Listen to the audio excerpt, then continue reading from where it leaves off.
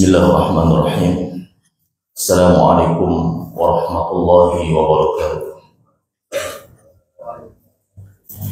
Innal hamdalillah nahmaduhu hamdan katsiran thayyiban mubarakan fihi kama yuhibbu rabbuna wa yardah. Asyhadu an la ilaha illallah wahdahu la syarika lah. Wa asyhadu anna Muhammadan abduhu wa rasuluhu la nabiyya wa la rasula ba'dah. Allahumma fassalli wa sallim wa barik ala nabiyyina Muhammadin wa ala alihi wa ashabihi wa ansarihi wa junudihi wa man jahada fi sabilillahi haqqa jihadihi ila yaumiddin. Amma ba'du. Qala Allah ta'ala fil Qur'anil Karim, a'udzu billahi minasy syaithanir rajim. Ya ayyuhalladzina amanu taqullaha haqqa tuqatih wa la tamutunna illa wa antum muslimun. Fa inna asdaqal hadithi kitabullah wa khairal hadi hadi Muhammadin sallallahu alaihi wasallam wa syarrul umuri muhdatsatuha fa inna kulla muhdatsatin fid dini bid'ah wa kulla bid'atin dhalalah wa kulla dhalalatin fin nar. Ma'asyiral muslimin yang dimuliakan Allah Subhanahu wa taala, alhamdulillah pada subuh kali ini kita lanjutkan kajian kita dalam ilmu faraid, di mana kita dalam beberapa pekan yang lalu yang sejatinya kita sampaikan, namun qadarullah Allah Subhanahu wa taala berikan kesempatan kita untuk memberikan materi ini di saudara-saudara kita di Gorontalo, dan alhamdulillah ternyata memang apa yang disabdakan oleh baginda Nabi Shallallahu Alaihi Wasallam bahwa ilmu faraid ini adalah yunsa, ilmu yang dilupakan orang.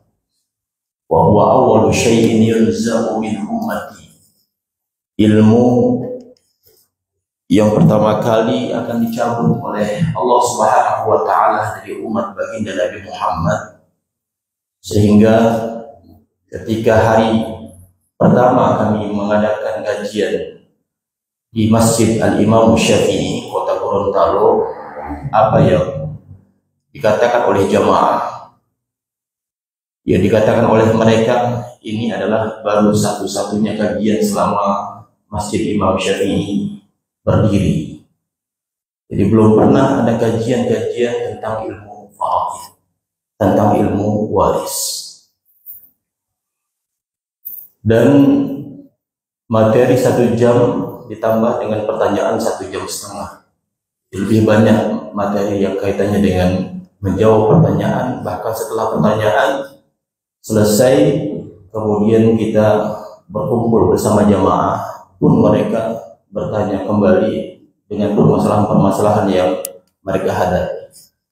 Karena ternyata banyak perkara-perkara atau kasus yang terjadi di masyarakat, mereka tidak mau buka di masyarakat umum, maunya hanya 4 mata saja. Dan ketika ditanya buku apa yang menjadi landasan kajian saya dalam masalah yang kaitannya dengan ilmu faraid ini, saya kaitkan dengan seorang ulama dari Ummul Qura, Syekh Dr. Sarhan Ibn Ghoz Al-Utaibi. Beliau mengajar ilmu faraid di Ummul Qura, dan satu kitab yang ditulis oleh Dr. Athaullah Al-Jazairi, seorang ulama Jazair yang mengarang kitab berjudul Al-Wajiz fi Ilmil Mirath. Namun sampai saat ini saya sudah pesan buku tersebut belum juga sampai. Kenapa hadirin yang dimuliakan Allah Subhanahu wa taala? Karena membahas ilmu waris kalau hanya sekedar teori saja, silahkan kita pakai buku-buku yang bertebaran di masyarakat. Karena ilmu waris ini adalah ilmu yang sudah berkali-kali kita ungkapkan, yang membagi langsung adalah Allah Subhanahu wa taala. Tidak ada ulama yang berani mengubah ayat-ayat terhadap bagian-bagian ahli waris. Tidak ada. Sehingga dimungkinkan semua pembahasan sama. Hanya lihat pada Maraji surah An-Nisa ayat 11, surah An-Nisa ayat 12, surah An-Nisa ayat 176. Kalau dia menepati apa yang Allah Subhanahu wa taala gariskan terhadap hudud-hudud ilmu waris ini, Allah janjikan surga. Tapi ketika orang Islam tidak mau memakai syariat Allah yang Allah telah terapkan di dalam surah An-Nisa ayat 11, 12 dan 176, maka Allah ancam dengan apa? Dengan neraka dan selama-lamanya. Ini membuktikan bahwa semua kitab-kitab yang membahas masalah ilmu waris pastinya tidak ada perbedaan-perbedaan di antara ulama di dalamnya. Sama semuanya.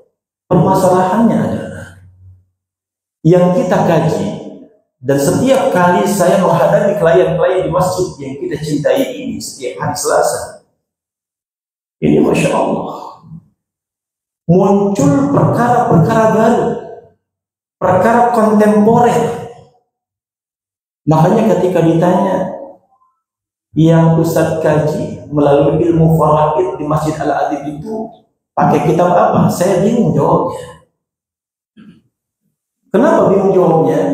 Seharusnya timbul atau muncul dari ceramah-ceramah kita, dibuatkan buku sebagai panduan bahwa ini adalah permasalahan yang kita bahas adalah permasalahan waris kontemporer. Satu masalah yang kita bahas ini, saya harus merujuk apakah ada undang-undangnya di dalam kompilasi hukum Islam yang berlaku di pengadilan agama.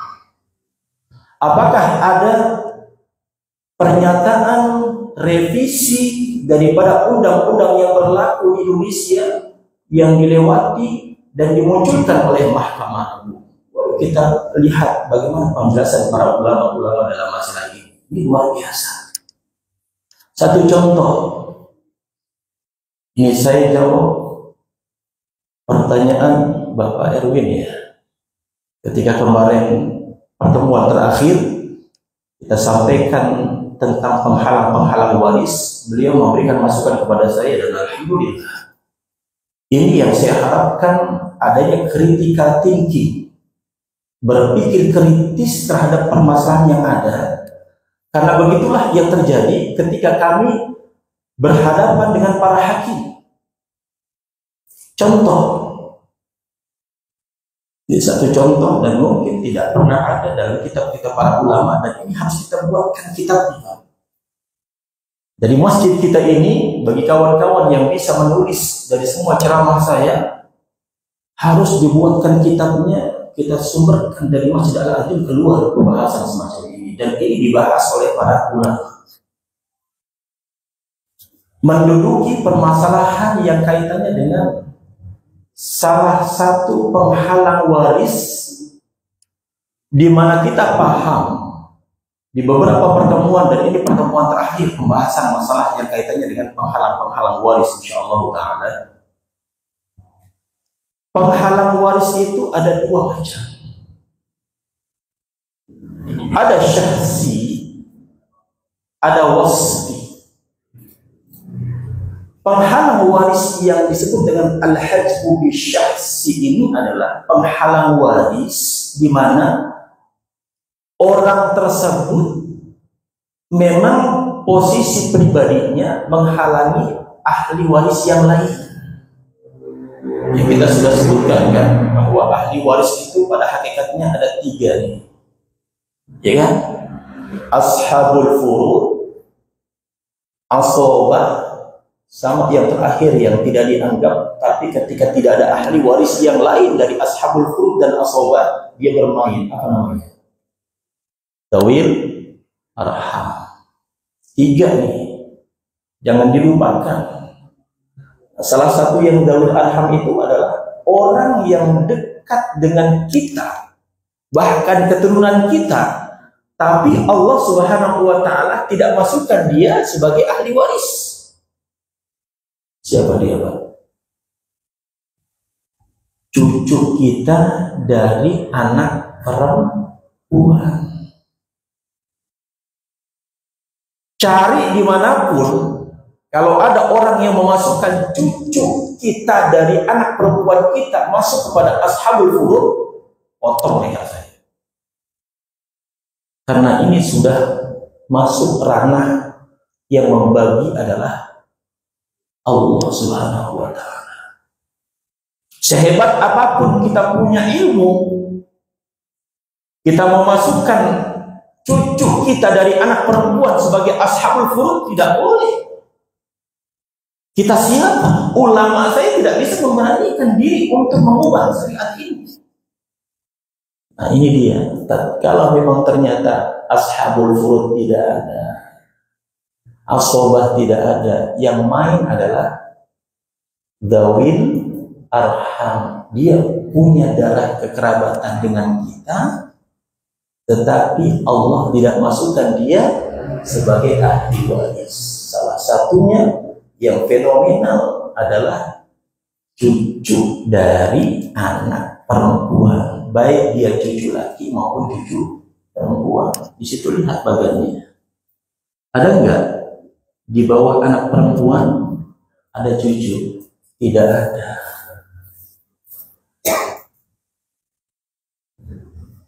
Tidak ada. Tetapi di bawah anak laki-laki ada kalimat cucu laki-laki sama cucu perempuan. Nah, kalau orang hanya menghendaki pembahasannya semacam ini, lari dia ke pengadilan, selamanya akan berantem sama hakim. Kenapa? Karena di pengadilan agama, walaupun di bawah ini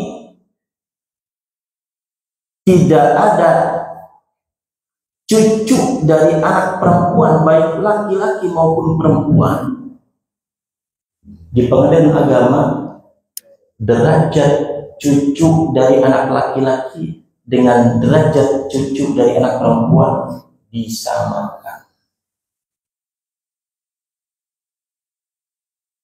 Disamakan. Kiasnya dari mana? Kiasnya dari cucu anak laki-laki dan anak perempuan. Derajat anak laki-laki sama anak perempuan sama di dalam hukum. Kalau bahas ini kan harus ada jalan keluarnya. Bagaimana kita masukin cucu anak perempuan kita terkena syariat, Kita nggak masukin cucu anak perempuan ketika pembagian waris, kita diomelin sama pengadilan. Jalan keluarnya bagaimana? Jalan keluarnya adalah tetap dia dimasukkan sebagai cucu, dikiaskan dengan cucu dari anak laki-laki, tetapi bagiannya hanya uang kerahiman saja. Paham sampai sini? Jadi dia tidak menghendaki pembagiannya seperti syariat. Dia hanya diberikan uang kerahiman. Sama kalau saya tanya misalnya, sini saya punya cucu, ya Pak Tutang punya anak perempuan nggak? Punya anak laki-laki nggak?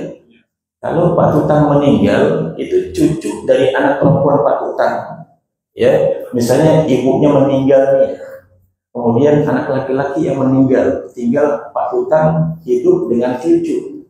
Kalau Pak Tutang meninggal, maka cucu dari anak perempuan tidak dibagi secara syariat. Tega nggak, Pak? Tega nggak? Tega nggak tega?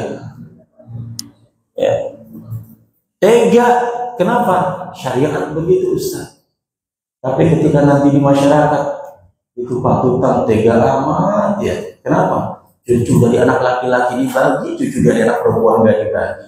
Padahal itu syariat.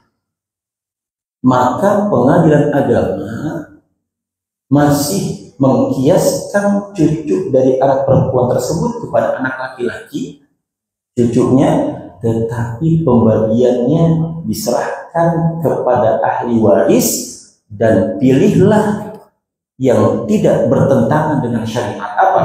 Bagian cucu dari anak laki-laki tetap dia menjadi ashabul furud, tetapi cucu dari anak perempuan dia hanya zawil arham saja. Bagiannya hanya uang kerahiman. Begitu cara menyelesaikan masalahnya. Nah, muncul lagi pertanyaan dari Pak Erwin. Kalau misalnya Bapak datang ke pengadilan, ahli waris Bapak itu hanya istri, anak perempuan, sama saudara kandung Bapak, baik laki-laki maupun perempuan. Paham? Jelas? Apa ahli warisnya? Istri, anak perempuan, satu mau dua, yang penting anak perempuan. Tidak ada anak laki-laki. Tapi Bapak masih punya saudara kandung. Secara syariat, ya, saya boleh berdiri ya, seharusnya pakai alat. Secara syariat, anak perempuan ini berbeda dengan anak laki-laki. Yang pertama, anak perempuan dia adalah ashabul furud. Bagiannya jelas Allah Subhanahu wa taala firmankan ketika Allah berkata, yusikumullahu fi auladikum lidzakari mithlu hadzil unsayain. Setelahnya Allah tidak membahas masalah bagian anak laki-laki. Yang Allah jelaskan apa? Bagian anak perempuan. Kalau dia satu, bagiannya berapa? Berapa? Setengah. Kalau dia dua atau lebih, bagiannya berapa? 2/3. Itu ayatnya begitu jelaskannya. Tidak ada ayat setelah yusikumullahu fi auladikum lidzakari mithlu hadzil unsayain menjelaskan tentang bagian anak laki-laki berapa. Karena anak laki-laki bukan ashabul furud. Dia asobah pertama, A1 dia. Kalau sudah kabar dari pemerintah A1, wah itu luar biasa. Begitu ya. Berarti kalau sudah ada A1 ini hati-hati nih. Ya, hati-hati, valid beritanya. Kalau sudah ada A1 hati-hati. Yang lain ini bisa gugur kondisinya. Ya, lewat semuanya sama dia. Makanya bapak-bapak ketika ada pengajuan poligami, ya, ditanya kenapa bapak ngajuin poligami, ya, saya belum punya anak laki-laki, baru anak perempuan, ya, begitu. Kenapa? Karena kalau sudah anak laki-laki, maka di dalam syariat Allah Subhanahu wa Ta'ala, barangkali di sini, anak laki-laki secara hijab syahsi, dia ketika ada ini, maka seluruh orang-orang yang ada di bawahnya dan termasuk ini yang ada di samping, ya, ini terhalang semuanya secara syariat. Ya. Ahli waris ketika ada anak laki-laki, maka cucu perempuan, cucu laki-laki dari anak laki-laki, termasuk saudara kandung daripada si ayahnya dan termasuk paman-pamannya sampai ke atas, ini terhalang semuanya, tidak dapat, karena dia punya kekuatan yang hebat luar biasa. Tetapi derajat anak perempuan bagaimana yang berlaku di pengadilan agama? Derajat anak perempuan disamakan kedudukannya dengan anak laki-laki. Ini hati-hati. Ya, kita berikan pemahaman ini kepada kaum muslimin, jangan sampai kan saya punya anak perempuan doang, Ustaz. Kenapa ketika saya datang ke pengadilan agama, hakim memutuskan bahwa saudara kandung saya tidak datang? Karena di pengadilan agama antara anak laki-laki dengan anak perempuan disamaratakan kondisinya, bahwa anak perempuan pun menghijab saudara daripada ayahnya atau menghijab pamannya. Ini masalah nggak, Pak? Kalau Bapak mengkaji secara syariat, salah, masalah. Nah, inilah Masya Allah, saya senang ada anak-anak muda yang bergabung bersama kita. Akan kemarin saya berikan wawasan kepada para santri-santri kami sebanyak 150 orang. Ketika antum berada di masyarakat, inilah kondisi di lapangan. Bagaimana cara menghadapinya? Karena hakikatnya ini sudah diputuskan oleh Mahkamah Agung dalam buku yang berkaitan dengan pedoman pelaksanaan tugas administrasi peradilan agama, buku teknis yang keluar pada tahun 2013, bahwa derajat anak laki-laki maupun perempuan serta keturunannya itu menghijab saudara kandung, ayah, saudara sekandung, saudara seayah, saudara seibu, bahkan keturunannya dihijab oleh anak perempuan.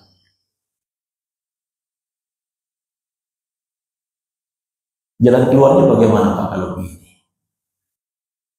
Ada orang yang gembira, Pak. Ya. Ada orang yang gembira. Ya, siapa? Istri kita. Alhamdulillah, ya, paman-paman daripada anak saya kagak kebagian, semuanya buat saya. Kan begitu kondisi kita di lapangan, kan? Iya kan? Coba tanya, survei di masyarakat, kalau misalnya ahli warisnya istri saja, kemudian anak perempuan saja, padahal si pewaris ini punya saudara kandung, pernah nggak dibagi di masyarakat? Tidak dibagi, Pak. Nah, inilah kemudian banyak pertentangan, ajukan gugatan bahwa saya ini saudara kandung daripada ayahmu, saya ini saudara kandung daripada suamimu, tapi saya kenapa nggak dibagi? Ya, dia beralasan melalui Mahkamah Agung sebagai keputusan yang dijadikan standar oleh hakim seluruh pengadilan agama di Indonesia, maka diputuskan derajat anak perempuan sama kuatnya dengan anak laki-laki dan dia menghijab paman daripada pewaris tersebut.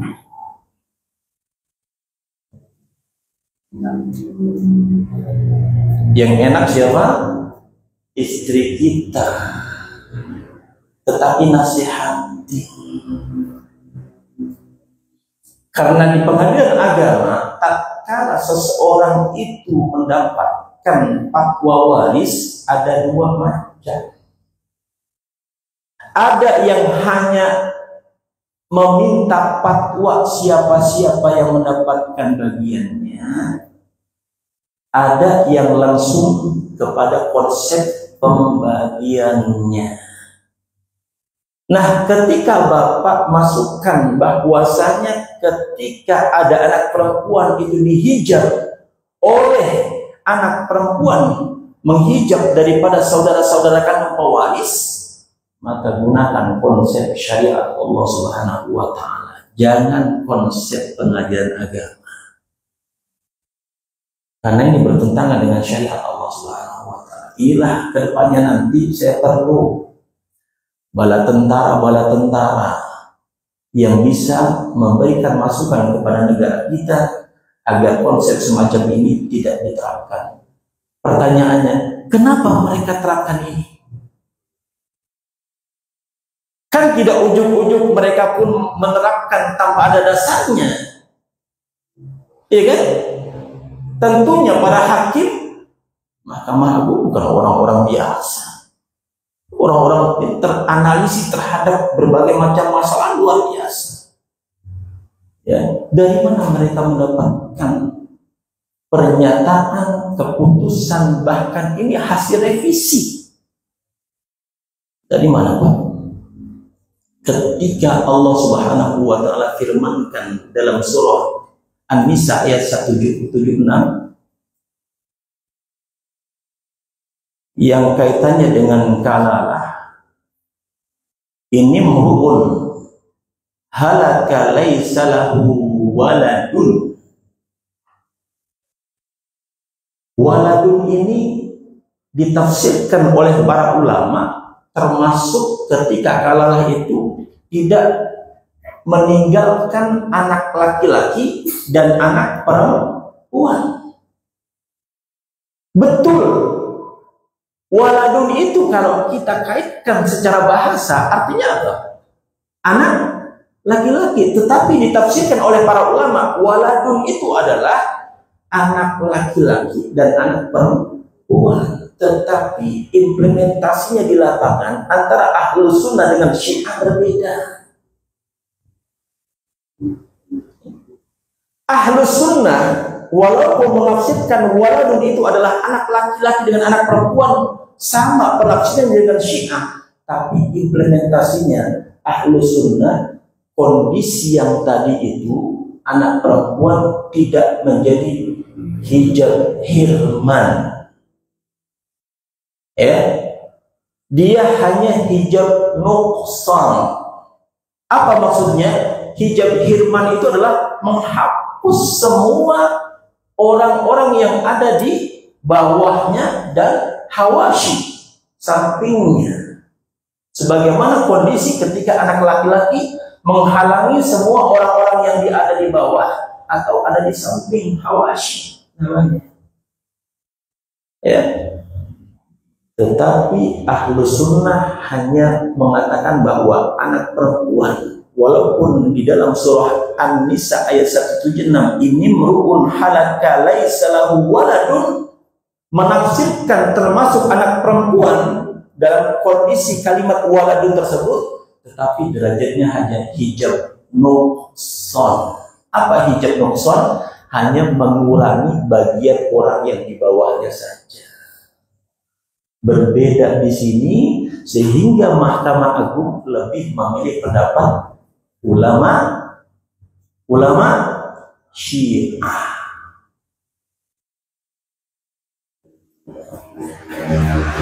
Makanya benar kata baginda Nabi kita Muhammad SAW bahwa ilmu waris ini adalah ilmu setengah dari ilmunya kaum muslimin. Artinya apa? yang bagi langsung Allah. Ketika baginda Nabi mengatakan bahwa ilmu waris adalah ilmu setengahnya ilmu Islam, maka dia terintegrasi dengan berbagai macam ilmu pengetahuan. Ilmu matematika masuk kepada pembahasan ilmu waris. Maka disayangkan ada orang yang ahli matematika, dia muslim tapi dia buta dengan ilmu waris. Dan banyak itu kejadiannya. Kenapa begitu? Karena dianggap kayaknya ribet amat ya bahas masalah waris.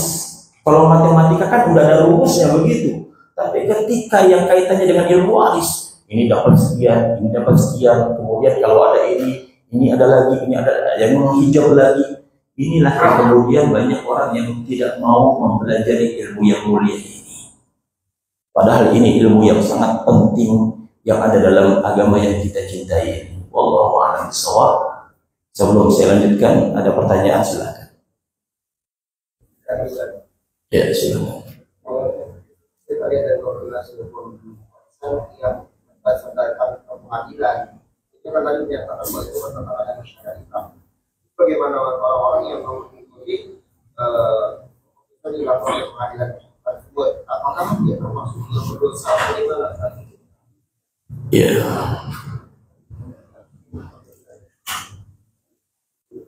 Taat terhadap seseorang itu terhadap pemerintah juga wajib. Tetapi ketika taat terhadap orang yang memerintahkan kita, termasuk pemerintah memerintahkan kepada kemaksiatan, jangan ditaati.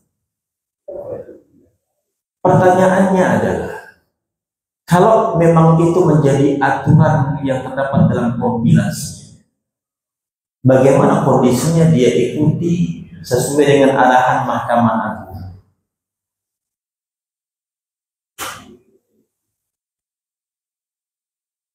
Perbedaan pendapat ketika seseorang masuk kepada bulan Syawal atau Ramadan. Negara ini mengatur ada matlak wahid, ada matlak tsani. Alhamdulillah tahun ini awal Ramadan tidak berbeda, tapi dipastikan barangkali akhir Ramadan berbeda. Ya, akhir Ramadan berbeda. Wallahu a'lam bishawab. Ya, mudah-mudahan masih tetap jaga persatuan dan kesatuan.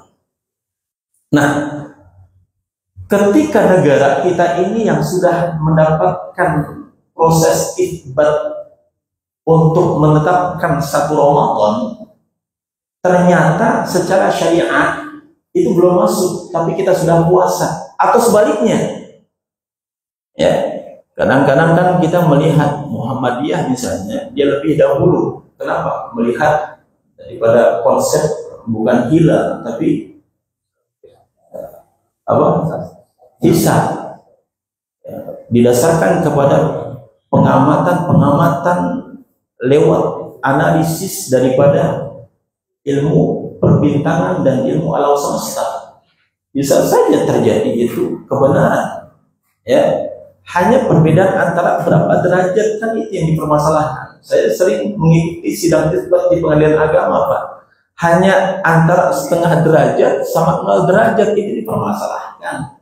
Nah, ketika ternyata memang hari ini besok nih sudah puasa, tapi kita puasa hari akan datang, siapa yang berdosa? Yang berdosa adalah orang yang menetapkan ya undang-undang itu. Kita taat sama mereka, tetapi yang membuat itulah yang nanti berhadapan dengan Allah Subhanahu wa Ta'ala. Tapi kalau saya sarankan, lebih baik selama kita bisa menggugat daripada Mahkamah Agung untuk minta penetapan sesuai dengan syariat, itu lebih baik. Karena kita punya hak untuk berpenuh. Begitu, Pak. Hakikatnya ketika memang kita ikuti saja misalnya, yang berdosa bukan kita, tapi siapa? Orang yang menetapkan undang-undang itu. Paham? Apakah sebaiknya seadanya kalau kerja seperti Sebagai wali itu berarti alihkan kepada orang yang memang ahli artinya melalui lembaga. Ya, saya sarankan hanya meminta penetapan saja sebagai salah satu di antara usaha kita untuk menghormati pemerintah. Tetapi implementasinya di lapangan kita bagi sendiri. Itu yang saya gagas setiap ada orang yang konsultasi dengan kita. Ya, setiap ada orang yang konsultasi dengan kita. Dan ini bukan hanya urusan ini saja. Banyak urusan-urusan di pengadilan agama seperti orang bercerai. Orang bercerai, ya, di pengadilan agama mau bapak pulang berkali-kali, kamu saya cerai, kamu saya cerai, kamu saya cerai. Kalau itu belum diurus di pengadilan agama, udah cerai belum? Tapi secara syariat, udah kalau ada orang yang menyaksikannya. Ya. Kalau bapak mau bertindak yang sesuai syariat, mau menceraikan istri, tapi tidak dengan lewat pengadilan agama, bapak hadirkan dua saksi, saksikan saya mau ceraikan istri saya, kamu saya cerai, jatuh secara syariat. Tapi kalau bapak cuma langsung mau saya cerai, hati-hati. Ya, banyak pendapat ulama yang menganulir karena masalah ini dibahas sangat detail oleh para ulama. Takut kalau dia ternyata memang ya hanya bermain-main saja. Kan ada hadis yang besar, bermain-main saja jatuh. Permasalahannya adalah tidak semudah itu. Makanya ketika bahas masalah perceraian, ini ngejelimet yang terjadi di masyarakat yang ditangani oleh para ulama. Mereka tidak berani, makanya kembalikan kepada bagaimana pengadilan agama. Maka ambil jalan keluarnya. Kalau dia tidak mau urus di pengadilan agama dan dia mau menceraikan istrinya, panggil dua orang saksi bahwa langsung ucapkan secara pendapat ulama dari manapun mereka tidak ada perbedaan jatuh walaupun tidak masuk ke pengadilan agama. Begitu ya. Ya, di situ ada keadilan. Ya, silakan. Tadi masalah kita sesuai dengan hukum yang tidak ada.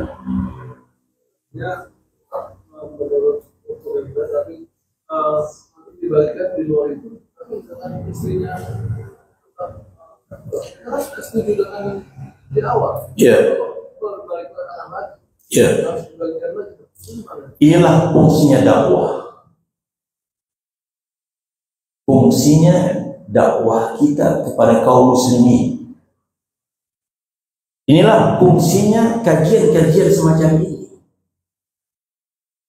Karena mau tidak mau, ya, ini disertasi saya, ya, mengamati di Jeneponto banyak kasus semacam ini, maka jalan keluarnya adalah perbanyak dakwah terhadap masalah waris ini yang terjadi secara kontemporer. Insya Allah di bulan Ramadan ini akan keluar lagi satu buku. Insya Allah saya minta bantuan nanti sama Pak Amin untuk memberikan marojinya, karena status setiap hari itu hanya singkatan saja daripada status yang panjang. Insya Allah Ta'ala setelah buku satunya masih dalam revisi karena ada kesalahan dari bagian pendahuluan yang menjadi kata pengantar Ustaz Ali Saman Hasan. Jadi Masya Allah ya, mudah-mudahan dari majelis ini dan dari markas kita punya di lantai 2 Masjid Al-Azim ini banyak pertanyaan dari kaum muslimin, bahkan sampai dari luar Jakarta termasuk Bali dan Papua yang sudah bertanya kepada kita. Allah SWT. Ada lagi sebelum saya lanjutkan? Tidak ada. Jadi hijab saksi itu adalah hijab yang menghalangi seseorang untuk mendapatkan warisan secara bahwa dia pribadinya memang menghalangi ahli waris yang lainnya. Yang kedua, ada hijab wasfi. Ya. Yang ini sudah paham tadi ya? Atau saya jelaskan dulu sampai saksi saja deh. Ya. Anak laki-laki tadi sudah permasalahannya kita sudah clearkan kan bagaimana cara yang dilakukan oleh pengadilan agama terhadap anak perempuan. Ketika ada anak laki-laki, maka dia yang ada di bawah atau hawashi yang ada di samping ini terhalang semuanya, Pak. Enggak ada. Ya. Kalau ada anak perempuan, ya kita pakai lebih kepada anak perempuan, tidak bisa disamakan dengan anak laki-laki karena memang derajatnya berbeda. Kemudian ayah, ini kuncinya antara anak laki-laki sama ayah saja, karena yang dilihat dalam pembagian waris itu adalah dari sisi laki-laki. Nah, ketika ayah ada, maka kakek sama nenek pun tidak boleh dapat, dia terhalang. Termasuk yang ini nih, yang samping itu terhalang semuanya. Ya. Yang samping ini kalau dia tidak ada anak laki-laki, tidak ada ayah, ya, hanya anak perempuan saja, istri atau ibu, dia dapat. Ya. Cuma kenapa di sini kita arsirkan dari markas waris kita, kalau ada anak perempuan, anak laki-laki, suami atau istri yang menjadi mayat, ibu dan ayah, yang di dalam arsir ini adalah orang yang tidak bisa terhalang oleh siapapun. Dia wajib dibagi. Dia wajib dibagi.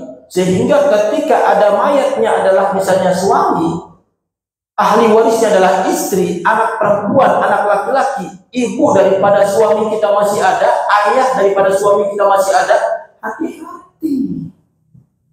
Karena banyak di masyarakat, ayah sama ibunya ketika dia masih hidup, dia tidak bagi harta warisannya. Betul? Ditinggalkan ibu sama ayahnya nih. Ini nggak boleh. Ya. Ini real di masyarakat saya dapati semua harta si mayatnya ini, si suaminya, ya, dikuasai oleh istri dengan anggapan nanti anak perempuan saya, anak laki-laki saya kan masih butuh biaya hidup dan pendidikan. Padahal kalau dia suami menjadi mayat yang menjadi pewaris, tidak ada ucapan tentang wasiatnya sedikit pun, ya, maka otomatis ketika suaminya itu wafat dan hutangnya sudah dibayarkan, wasiatnya sudah ditunaikan, maka secara ijbari bahwa ayah dan ibunya dapat masing-masing 1/6. Ayahnya 1/6, ibunya 1/6. Bukan 1/6 dibagi 2. Penyimpangan ini terjadi di masyarakat, Pak. Kalau ada suaminya wafat, ya, biasanya tuh hartanya diambil semua oleh istrinya, gitu. Ya, paham sampai sini? Paham. Ya, barangkali ini yang bisa saya sampaikan. Untuk pertemuan selanjutnya saya akan bahas masalah yang kaitannya dengan hijab wasfi, karena pembahasan hijab wasfi ini banyak banget, Pak. Termasuk yang sering ditanyakan, anak hasil zina bagaimana, Ustaz? Ya, ini harus dibahas. Salah satunya, ya, anak hasil zina ini bagaimana? Apakah dia mendapatkan warisan atau dia terhalang mendapatkan warisan? Ini dibahas oleh para ulama sampai detail. Bahkan ini terjadi perbedaan pendapat di antara ulama. Ya, apakah dia nikahi wanita yang dizinahinya atau tidak? Ini masya Allah luar biasa. Termasuk murtad. Ya, misalnya ayahnya sudah meninggal, ketika meninggal posisinya dia belum murtad. Ya, pas mau dibagi-bagi warisan dia murtad. Ya, ini gimana caranya? Ini pun dibahas oleh para ulama. Termasuk di dalamnya yang fenomenal saat ini, banyak istilahnya kondisi orang berselingkuh. Ya, suaminya tidak mengetahui ternyata istrinya selingkuh, terus punya anak. Ya, nanti ada pembahasan li'an, ya, laknatnya suami terhadap istri ketika dia tidak bisa menghadirkan saksi, tapi dia yakin bahwa bayi yang dikandung di dalam perut istrinya itu bukan anak dia, tapi dia nggak punya saksi. Siapa saya yakin. Kemudian dia berli'an, ya, bersumpah di hadapan hakim, ya, dengan kekuatan yang dimiliki oleh pemahaman dia dan pengetahuan dia bahwa ini bukan anak dia. Anak li'an dapatkah warisan dari ayahnya atau hanya warisan dari ibunya saja? Wallahu a'lam bishawab. Sebelum saya tutup, ada pertanyaan, silakan.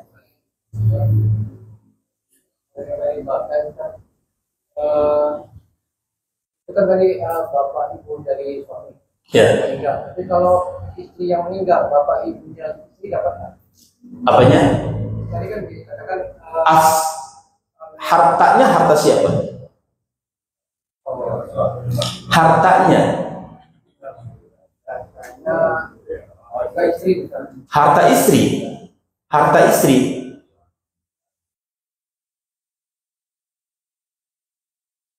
Ya misalnya istrinya meninggal, istrinya punya harta. Maka bapaknya dapat dari harta istri. Dia harga atas. Kalau ternyata kalau mayatnya suami, maka dia ke sini. Kalau istrinya yang meninggal, berarti ke atas. Yang ini tidak dapat ayahnya ini. Istri ya, istri meninggal, dia jadi mayat, ya kan? Ya ke sini lah. Dapat. Suami kita meninggal, maka ketika suami punya ayah, ya, suami masih punya ibu, maka tidak dapat warisan. Sekarang istri meninggal, ya kan? Punya harta dia, karena harta, tapi ternyata dia masih punya ayah sama punya ibu, masih dapat dia. Karena dia menjadi mayatnya ke atas sebagai kalau suami istri itu cerai, terus kemudian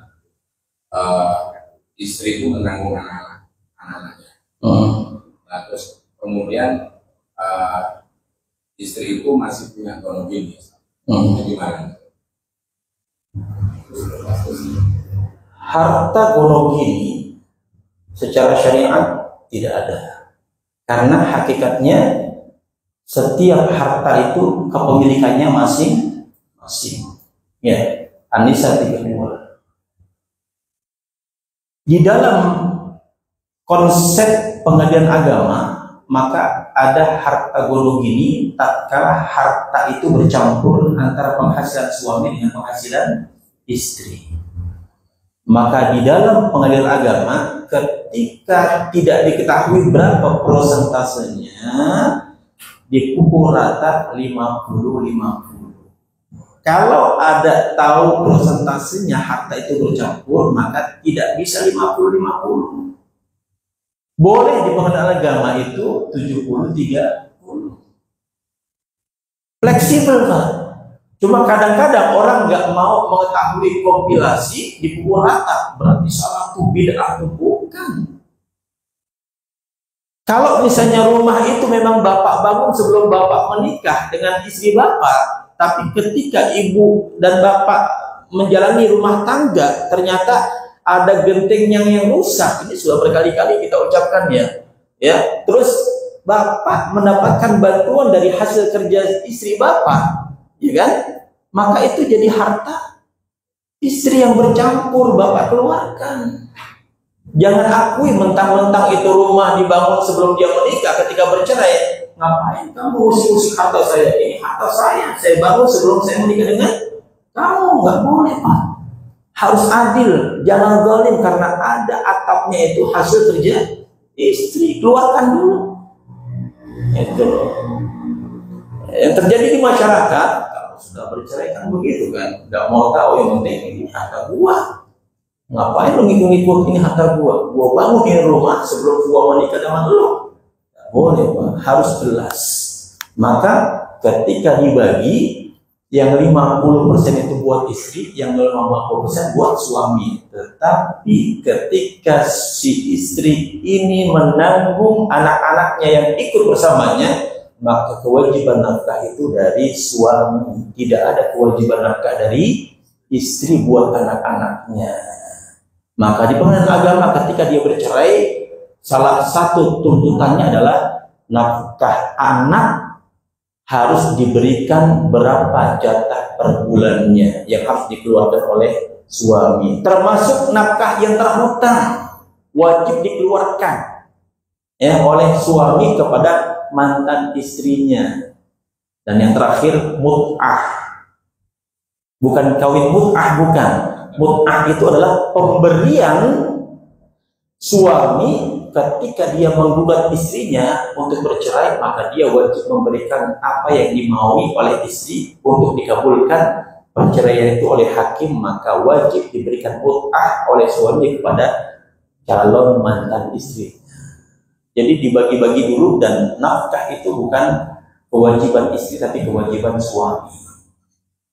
Ya, ya silakan. Misalkan pada saat membeli suatu rumah, pada saat membeli suatu rumah, nah ini memberikan sejumlah uang kepada orang tuanya untuk membeli rumah tersebut. Jadi mungkin 50% pada saat pembelian rumah itu dilakukan oleh anaknya. Dan anak meninggal, dia meninggalkan anak. Nah, apakah anak ini dapat warisan itu, Pak? Dari anak rumah tersebut setelahnya dibeli oleh orang tua. Jadi anak yang memberikan saham itu meninggal lebih dahulu. Betul. Dibandingkan dengan orang tuanya. Ya. Kalau di dalam pengadilan agama ada istilahnya ahli waris pengganti. Ya, ahli waris pengganti. Kalau anaknya meninggal lebih dahulu, ya, dia menjadi posisinya ahli waris pengganti. Cuma ketika dia punya saham kepada bapaknya, tadi 50% misalnya, itu bukan bagian daripada warisan, dia diberikan kepada anaknya atau cucunya dia tuh. Ya, yang nanti warisannya yang 50% ketika kakeknya meninggal. Jadi ahli waris pengganti itu adalah salah satu problematika juga di masyarakat kita. Ya, misalnya kemarin sudah saya jelaskan barangkali ya. Misalnya kita punya anak laki-laki sama anak perempuan, ya. Kita punya ayah, ada anak laki dengan anak perempuan. Si ayah ini ternyata masih hidup, anak laki-lakinya meninggal, ya kan? Nah, anak laki-lakinya ini masih punya keturunan, ya. Karena dia meninggal lebih dahulu, dia menjadi ahli waris pengganti dari ayahnya. Tapi ketika memang saudara perempuannya ini adalah hanya perempuan saja, disebutnya dia ahli warisnya, dia ahli waris utama, ya. Jadi dia bisa ahli waris pengganti, bisa ahli waris utama. Makanya rancu. Permasalahan ahli waris pengganti itu rancu. Ya, karena yang ngatur manusia pasti rancu. Ya, kalau yang ngatur Allah, insya Allah tidak masalah. Ya, seperti itu. Ya, paham? Jadi dia menjadi ahli waris pengganti di pengadilan agama, tetap dijadikan sebagai salah satu ahli waris. Langsung mengenai Pak, ada kaitan Pak pernyataan harta. Ini kejadian kalau begitu meninggal yang dibagikan harta pada saat meninggal, bukan harta nilai kondisi sekarang. Karena pada saat itu 5 juta, tapi begitu dia meninggal 10 tahun kemudian sebetulnya harganya 5 juta dan naik kalikan kan itu wanita 5 juta. Iya. Ini ada ikhtilaf ulama, ya. Mayoritas ulama menghendaki dibagi sesuai dengan setoran pertama. Iya. Tapi Yusuf Qaradawi dan lain sebagainya yang ulama kontemporer itu dikonversikan dengan harga sekarang. Ya. Pakai kimah, pakai harga apa namanya? Harga penyetaraan antara yang harga sekarang dengan harga yang dulu. Tetapi mayoritas ulama menghendaki dikeluarkan sesuai dengan harga yang lebih dahulu, yang sama ketika dikeluarkan dulu. Seperti itu. Allah alam bisa. Ya, terakhir barangkali yang sudah kita dari awal tahun yang ternyata suami meninggal, ahli warisnya perempuan 2 orang. Anak perempuan, iya harus jelas anak perempuan 2 orang. Tadi ada anak laki-laki, saya juga belum paham. Kemudian waktu suami sudah tidak ada, suami punya saudara laki-laki 4 orang. Bagiannya bagaimana? Kalau ada suami meninggal, yang ditinggalkan anak perempuan 2 orang, istrinya Di sini tidak dijelaskan.